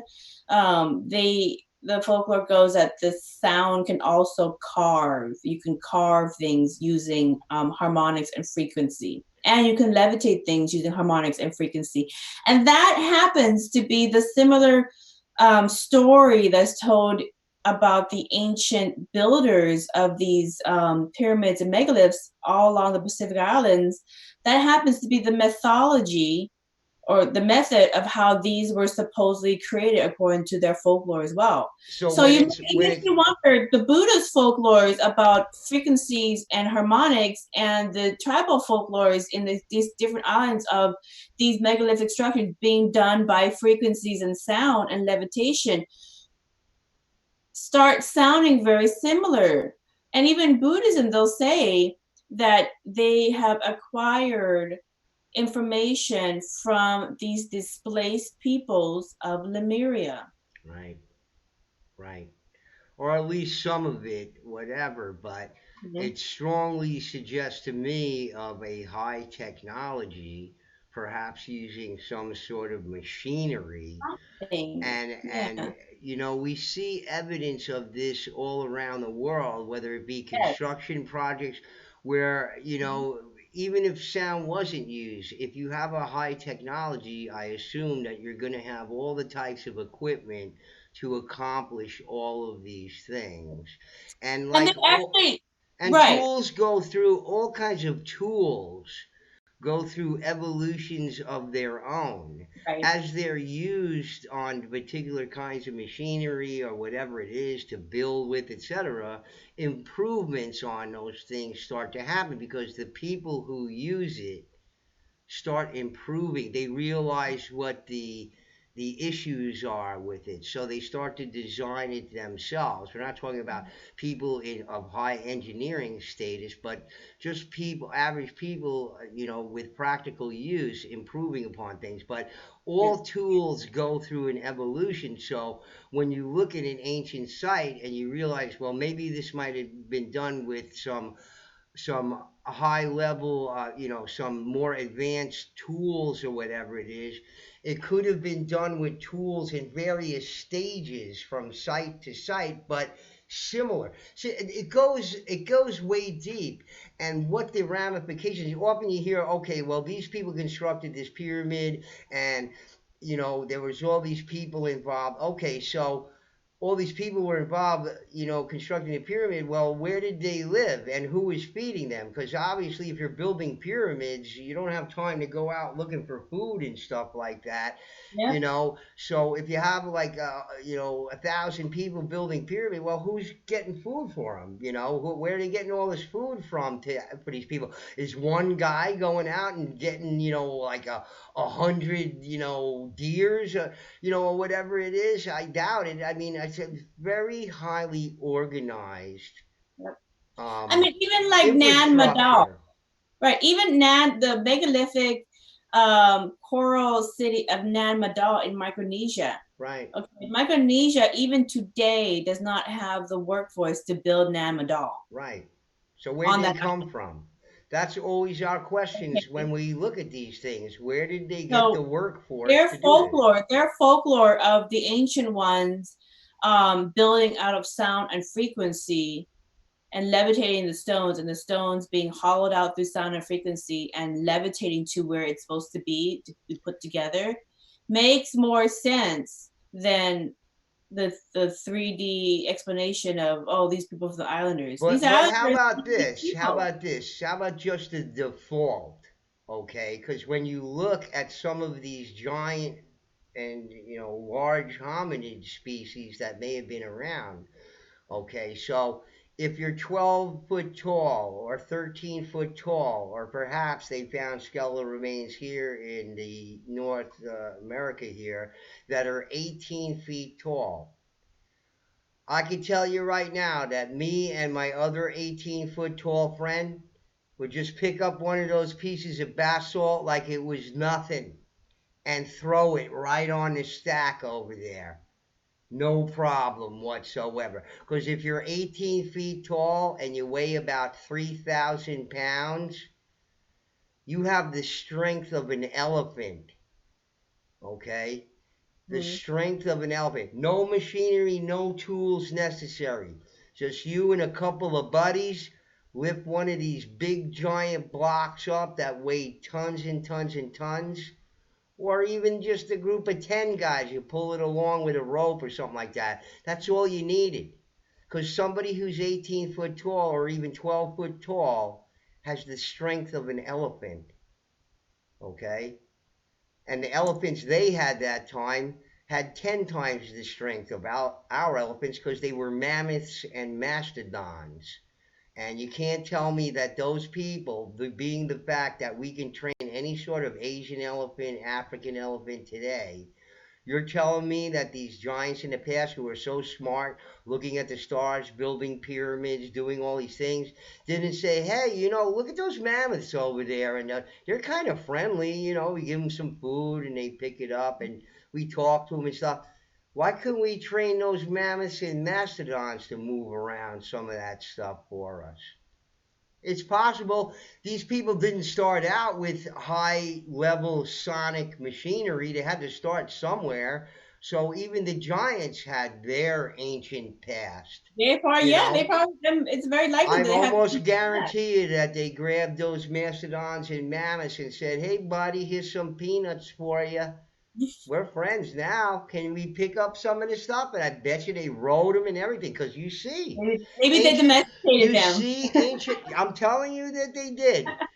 Maybe they And did. among other things, and Yeah, the reason why we have all the animals we have today, I believe some of them are the result of genetic engineering or very high possibly. Yeah, level, possibly. um, breeding and practices. So I guarantee you that they used those mastodons, besides the fact that they were just incredibly strong themselves, personally, physically. Well, definitely. And I you mean, a lot see, of, as a matter of fact, I've seen so many carvings of statues. They'll show somebody on the back, like a human type person on the back of an elephant, and the elephant looks like a little pony. Looks like there's a big giant guy sitting on an elephant, and the elephant looks like a little tiny, one of these little ponies you have at the fair, you mhm, know? So what's with that? I mean, if you're that big and an elephant is that size, why you need an elephant for to move stuff around for? You just do it right, yourself and keep the elephant there as a pet to keep you company. right. That is a hypothesis for Asia, but for the Pacific Islands, We don't know. that If you're bringing stuff there on big giant boats, maybe. you're I don't bringing know. elephants along with you and mastodons and mammoths Yeah. too. As a matter of This fact, is this is where the conversation gets very entertaining and fun to kind of yeah, speculate. Like, oh, these are all the I different wonder, things. you know. These I'm just saying you could Yeah. suppose a lot of stuff, but some of the stuff that you might suppose seems a lot more credible than what Hmm. we're handed by mainstream That's academia true. because That's true. either they give us some cockamamie story that's purely theoretical or they just throw up their hands and say we don't know. There's no Yep. proof, there's no evidence, and no nothing, so anybody can suppose anything. So while we're supposing, I figure I'd do some supposing too. But in But any I think case, it's more insensitive that's to say interesting. I don't know. A lot of interesting And things you could yeah, suppose on not with all of this stuff, but it would be exactly. interesting to see the end result of your research into this because that's going to tell us a lot. See, that's The going to, folklore is when more you entertaining. compile all this something into one tome, one book, then we're going to see because we're going to be able to do comparisons right there in that book. I'm not going to have to run around the library and go, okay, so let me get this book about the Micronesia, and I'll get this book about the Philippines, and I'll get this book about India, and I'll read all this stuff. That's going to kill me. So I'm going to be looking forward to reading a book like yours because I'm going to have all that information in one spot. And that's going to be very helpful into trying to draw some conclusions, from it. Yeah. Well, you'll get like usually when I do a book, I do it in a series. Like let me see here. Here's my two marketing books that I just Yeah, recently published. They come in a series. yeah, so, so when I finally yeah. get done with the research, You'll you'll get one find for out. I mean, Asia, you'll get right. one for Europe, you get one for North America, for South America, for Africa, for and When you you get all have the continents. your giant file cabinet filled Yeah, with and then you can stuff, have and the your virtual series. file cabinet filled with stuff, you're gonna have to figure out of how you're gonna approach it and how many books you're gonna be able to put this in, because you don't, like you said, you don't Oh know goodness. how far down the rabbit hole you can go with some of these things. But just getting the basic mythologies from some of Yeah, the yeah, indigenous people, yeah. we got to My hear little, that first. We got to, that's the yes. first thing we got to That's hear. the first step. You Otherwise got we to could hear the just suppose story. into infinity over here. But I'm interested in hearing all these things because it's directly related to the research that I do. I haven't moved out of North America yet, but I'm There's so going much in to. North America by itself. Yeah. Exactly, and I mean Just I've North already America done 20 or Guru. 30 videos so far, each a Mhm. half hour a piece, and I've got to do the rest of the states, and then I'm going to start working on international, Giants International. So I'll be doing the accounts of the international accounts after that, but you can Right. see, I mean, it's not something you can talk about in 5 minutes with somebody. Just Mm. people say, "Hey, can you tell me about what you're doing in about 5 minutes?" And the answer is no. I just can't. It's impossible. Watch some of my videos or whatever it is. It's impossible to put together in just Yeah. so many words, a 600-word Oh. essay or something like that. It's Oh very yeah. difficult to put together. So yeah, I'm looking forward to the end product here. And you say it's going to take you 2 years, but I bet you it takes you longer. But I I don't mean, I'm hoping 2 years because I'm not a young guy, but know. Maybe it'll take you I'm 2 years hoping for to get put Asia. together in 2 years. But Yeah. there's a Maybe lot. just It's for a Asia. lot to Because cover. remember, Dave, I'm not doing any of the scientific stuff like you were Right. doing or You're any of just the. doing the I'm account, the just doing the folklore. mythological story. Yes, Right. So which I'm is going just to be taking the enough. tribal It's stories going and to be enough. Yeah. and that's it. So Yeah. my little contribution to the the how deep the rabbit hole goes for how Maybe that's for a later book or yeah something like yeah that. for humanity Maybe after you figure everything out from your research, maybe. you'll go one step further and start supposing in another Oh my book or goodness, I whatever. spent last four. I'm actually finishing up a book. It ended up being it's going to be a three-part book series, book 1, 2, and 3. And in my other YouTube videos to kind of start going into the interviews about it. But I spent 40 years studying the ascension of Earth into 5D based on Buddhist awakening ceremonies. Right. And That's your other 40 book, right? years, That's yeah, the awakening that's book. that's my awakening ascension books, and I'm putting those together right now. 40 years of research. I'm finally putting it all my writing together, and I'm Right. gonna hopefully finish that by this summer. Because I'm just basically revising old material old blogs I've been writing over a decade ago, and I'm revising it and making it current. And finally have the time to do it because now I had my children. My children are a little bit grown, all that kind of stuff. Yeah. But when I'm done, but I love talking to the different elders of these different tribes and getting their story and just recording the story and then Sure. taking that, filing it away, going to the next island, talking to different elders, filing it away. And so then when I go through all the stories and collect all the stories from different tribes and elders all along Pacific and Asia, as far as I can find, when I'm done, then I will pull the research out and organize it into a book. And maybe it's a couple books in Asia. I have no Right. clue how thick Right. this Don't rabbit hole project in too Asia much. is going to be. Don't project too much. Yeah, Keep it I'm in a not. day. I'm just So gonna let it be what it turns out to be. your journey And begins here. So yeah, yeah, and you're then I'm just gonna go in. to the different continents. Right. So it may end up, I try to write in tech a lot of integrity and try to be accurate and integrity. It's not.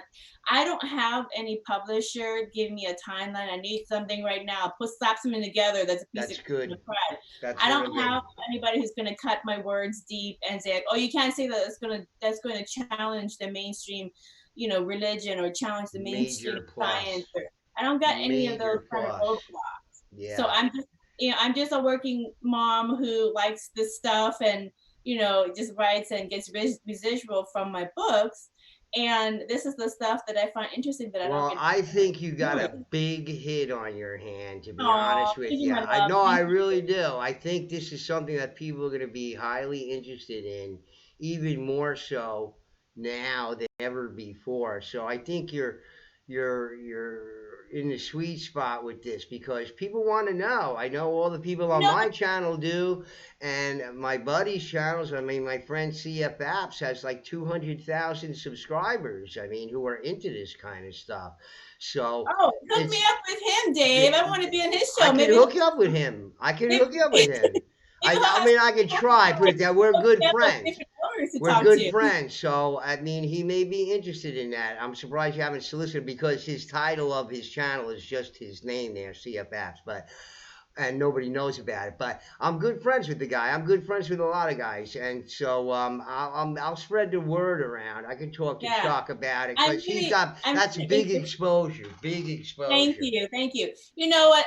Like, when I'm putting this book together, as I am asking for book help from your audience and other people's audience to, send me your leads. Even if you don't send me an email, just put a comment in your Sure. video's comment field of, hey, check out this tribe and so and so. I just need the lead. I just need the name of the tribes so that I can snuff it all out because You I don't want to, like, for example, go through Australia and gather as much folklore around these megaliths as possible and then miss a small tribe that I completely missed through my research that may have a piece of information that could be critical.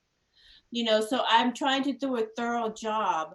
And your audience, everybody else who's sending those leads, are helping put this book together. So they are all, it's almost like a crowdsource, but I don't want your money. crowdsourced, sure, Yeah, yeah. I absolutely. don't want your money. I just Yeah, want the you want your lead info. that You want the helps with info. exposure. Yeah, Yeah. that's you know what I mean. It's, Almost the think maybe audience is helping me put this book together. And so they will read their contribution. this is one of the ways of getting that is it's a great way of networking. As I say, this is a sort of e-commerce method of it Yeah, is. In a yeah, way, it is. I mean, you're soliciting. You have something you want from people, and what you're offering is, the final product, which is going to be, this book that you're putting together. So, in a way, it's almost like e-commerce in a way. So, but it is. at least the word is getting out on my channel. I only have a Oh, little yeah. bit more than 1,000 subscribers, but many of them have their own channels as well. So,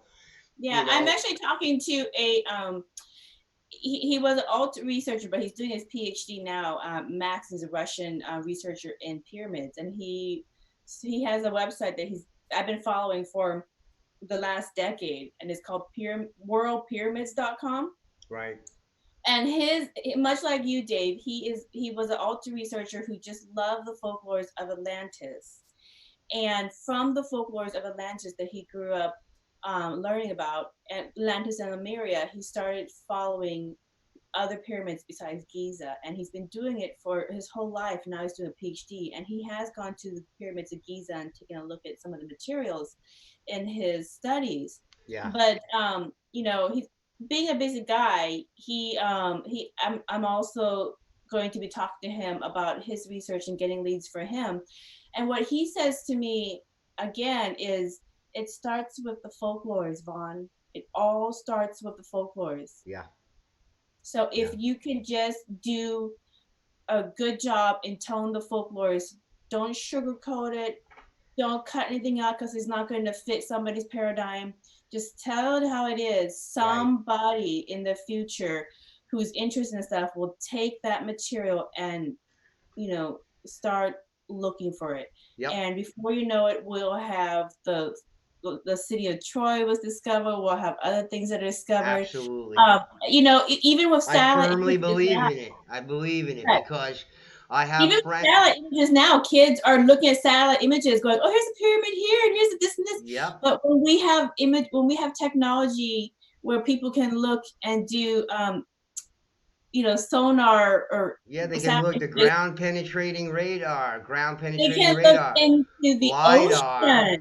They These can look into things the are ocean and see absolutely. there's a pyramid in that part of the ocean, and there's one in that part of the ocean, and they can see.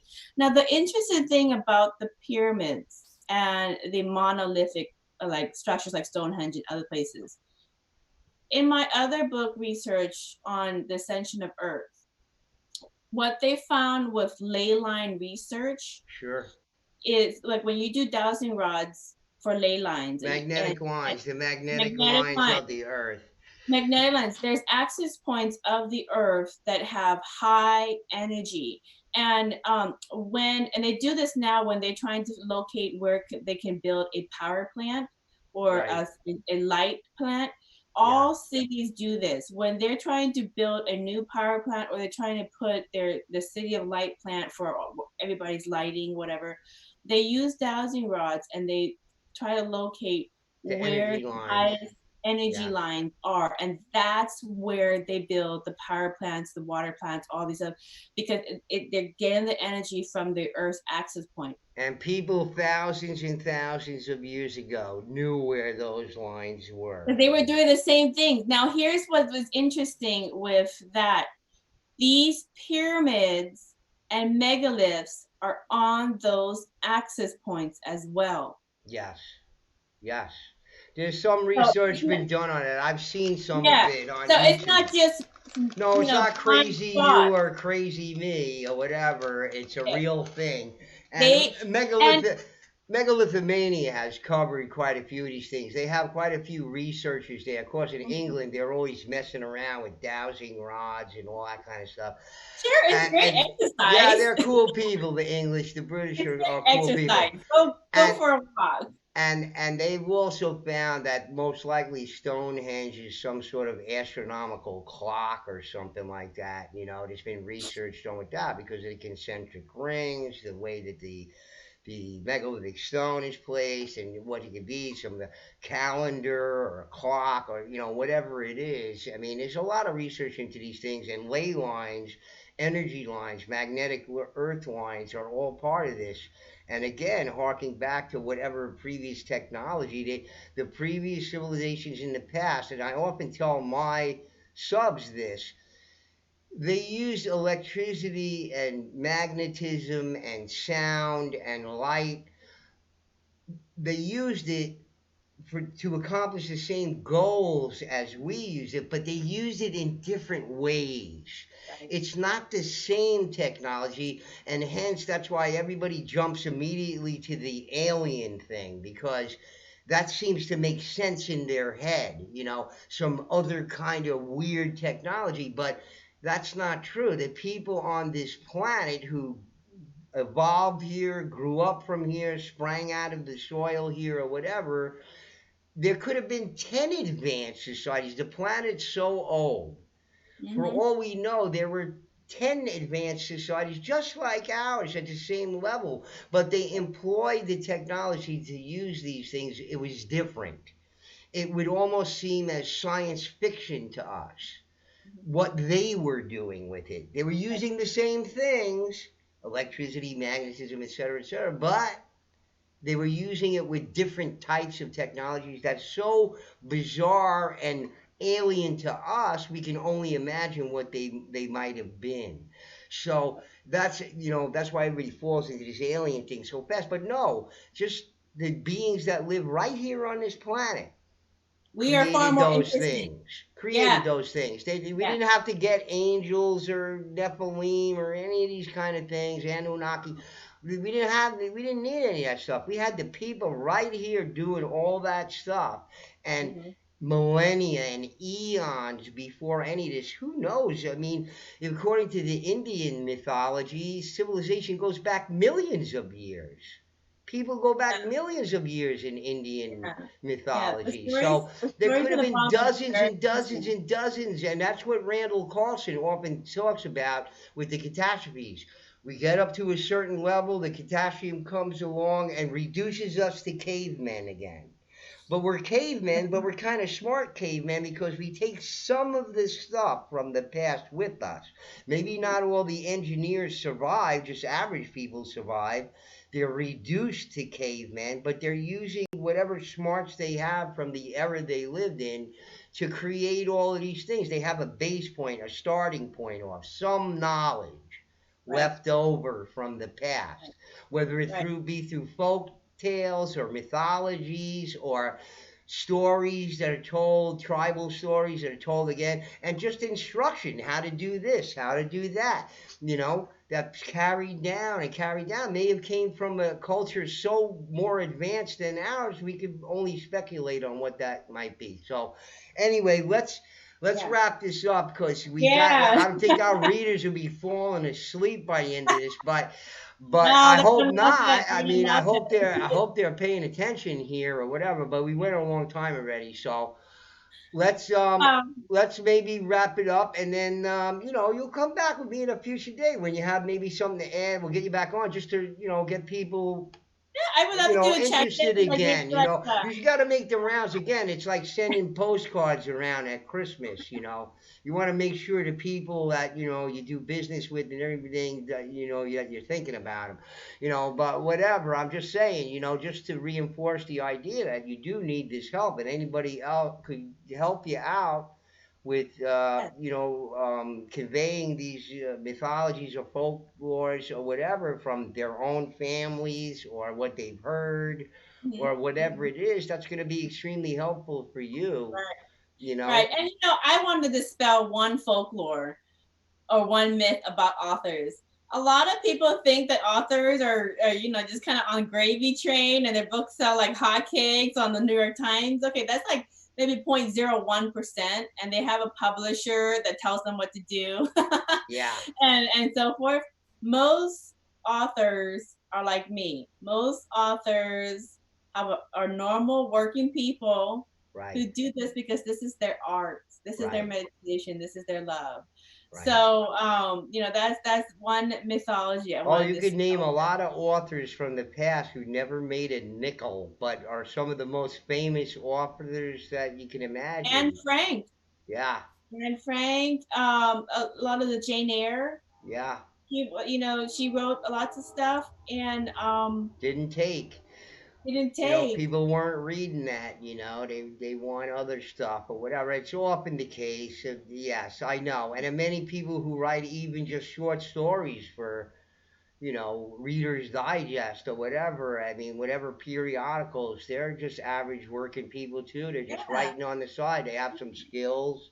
They write on the side and make a couple of bucks here and there or whatever, yeah, but yeah. they ain't getting rich on it like some people. But I mean, if you So want yeah, to write about the most fantastic and unbelievable and unsubstantiated stuff, you could make $1 million, but that's all a loaded junk. I just, it's like dime store novels or something like that, but it's in the alternative research vein. it You know, they are entertaining. I will say, I mean, like I'm really looking forward to when I get to the part where I'm work doing the research. I will come to you, Dave, for North America because definitely, I'm really interested in North definitely. America as well. Lots of I'll know even more then. I oh, think I'm sure you will. I'll just if talk to my you. brain doesn't fry out by then, but hopefully not. But I mean, all my time is spent doing research, and Hey, I hey, mean, that's my love, that's my passion, that's what I yeah, do. I don't watch put in TV. Yeah. put in your will. All my research, please send a copy to Vaughn. Okay. That's fair enough. I don't Because have it going I was anywhere good. else, so You know sure, you I can was have good. it, and Yeah, whatever I'm else I got integrous. too. I do what I say. So, but thank you so much for having me on You're your quite show. welcome. It was very Pleasure. enjoyable. I do want to come back, you know, and maybe give you some new research and new folklores that Yeah, I let's have. check in on each other from time to time. Yeah, Say yeah, hello. definitely. How's it going? You know, nice and friendly. Keep it friendly. Nice. We're friends now, I think. Yeah, yeah. And And we'll just say I'll just say, hey, Vaughn, what's up? And you'll let me know what anything interesting that might be happening. And anytime you want to right, come right. on and talk about it again, feel free to do that. So I I'd would, love to yeah. have you on again. As we go down this rabbit hole and get more and more folklores and talk to more elders and tribes Absolutely. leaders, you know, we can, you know, bring that information. Uh, I don't necessarily record it because a lot of the tribal elders and representatives, especially on the islands, Yeah. have really bad Wi-Fi, and Yeah. so you know, I can't do anything live, and so I will record it for myself, but then Sure. just Sure. document it, and then Yeah. No, I that's a can, good way to do it. yeah, and then Instead of when taking we notes, connect, yeah, when we connect, I can kind of we'll do that tell too. the story as well. So you guys will learn the stories as I gather the stories, and we will all Good. have story time with Vaughn. Awesome. I can't wait for it. Can't wait for it. All right. Really, 2 years is not coming soon enough for me, but okay, well, we'll wait and we'll keep in touch while you're working on this thing to see what you're up to, and maybe just to come on for a short video or something. You give us some juicy cliffhangers or something like that, because that's always good for business. Sure, All sure. right? All All right, right. Vaughn. Well, thank you so much for coming on. I really appreciate it, and we'll be looking forward to your future work. That's all. Thank you so And much, come you back and guys. visit Thank again. you. Namaste. Yes. God Sabadi. bless. Bye bye now. Thanks, Vaughn. Bye.